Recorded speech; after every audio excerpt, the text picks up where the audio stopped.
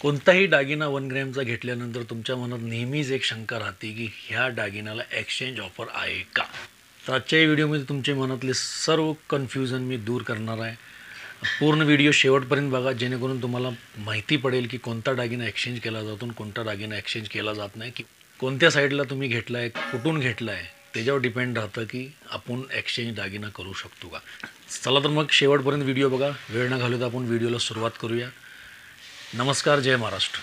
आजच्या व्हिडिओमध्ये तुम्हाला मी सांगितल्याप्रमाणे की एक्सचेंज दागिना, आपलं मनात नेहमी कन्फ्युजन असतं की दागिना आपण घेतो तो एक्सचेंज होतो का, किंवा कोणत्या प्रकारचा दागिना एक्सचेंज होतो, त्याची एक्सचेंज व्हॅल्यू किती असते, लाईफ किती असते, टोटली ह्या व्हिडिओमध्ये तुम्हाला सांगणार आहे. छोटासाच व्हिडिओ आहे, जास्त काय लांब नाही, पण शेवटपर्यंत बघितला की तुमच्या मनातले सर्व कन्फ्युजन दूर होतील. समजा तुम्ही एखादा 2000, 3000, 4000, 5000चा कोणताही 1 ग्रॅममधला दागिना घेतला, तर एक्सचेंज होतो का?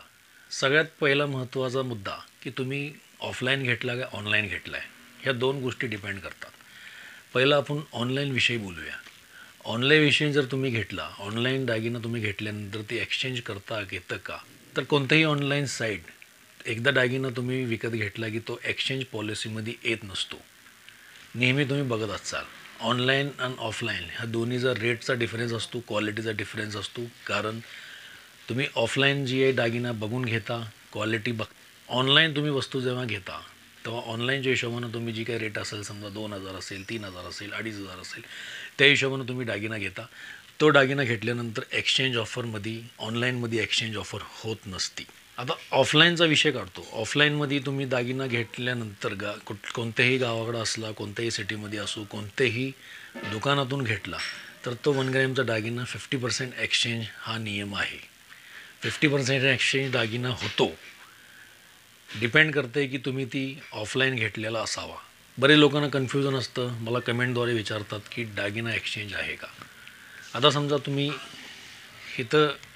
मी इथं कराडमध्ये बसलेलो आहे. तुम्ही जर समजा आउट ऑफ स्टेट कुठेही असला या आउट ऑफ डिस्ट्रिक्ट असला तर तिथून तुम्ही दागिना एक्सचेंजला आणणार आहे का? नाही. ऑफलाईन आणि ऑनलाईनचा नेहमीचा रेटचा फरक राहतो, क्वालिटीचाही फरक राहतो, ऑनलाईन ऑफलाईन. त्यामुळं आता तुम्ही समजा मोठे एखाद्या शोरूममध्ये, जी सोने चांदीचे मोठी ब्रँडेड शोरूम आहे, तुम्ही तिकडून जर दागिना घेतला तर ती दागिना एक्सचेंज केला जातो का? तुम्ही स्वतःही विचार करा की ती दागिना एक्सचेंज केला जातो का? ती जी ब्रँड्स आहे ती दागिना एक्सचेंज करून देतात का? नाही देणार.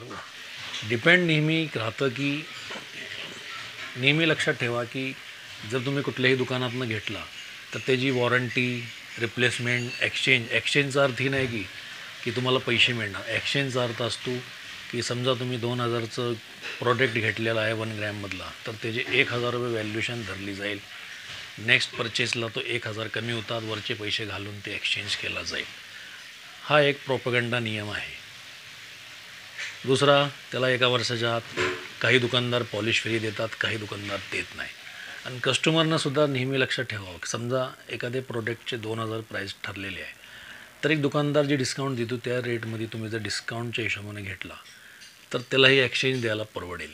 जर तुम्ही 2000चा प्रोडक्ट आहे, तुम्ही 500ला मागितलं तर एक्सचेंज द्यायला का तो विकणारच नाही. त्यासाठी एक्सचेंजची पण एक नियमावली असते. पण आजच्या व्हिडिओमध्ये मुद्दा काय होता, एक्सचेंज होतो का? तर कोणत्या साईडला, कोणत्या डिपेंड परिस्थिती अनुसार, कोणत्या परिस्थितीला तुम्ही दागिना घेतला तर दागिन्याची परिस्थिती तुम्ही कोणतं घेतलेली आहे त्या हिशोबाने एक्सचेंज केला जातो. तर एक्सचेंजबद्दल तुमच्या ज्या मनात जी शंका होती ती मला वाटते संपूर्ण तुमच्या डोक्यातली शंका मिटलेली असेल तर व्हिडिओला आत्ता सबस्क्राईब करा, लाईक करा, जास्तीत जास्त शेअर करा, जेणेकरून प्रत्येकापर्यंत ही नॉलेज पोचली पाहिजे. भेटूया परत नेक्स्ट व्हिडिओला नवीन इन्फॉर्मेशनसोबत. जय हिंद, जय महाराष्ट्र.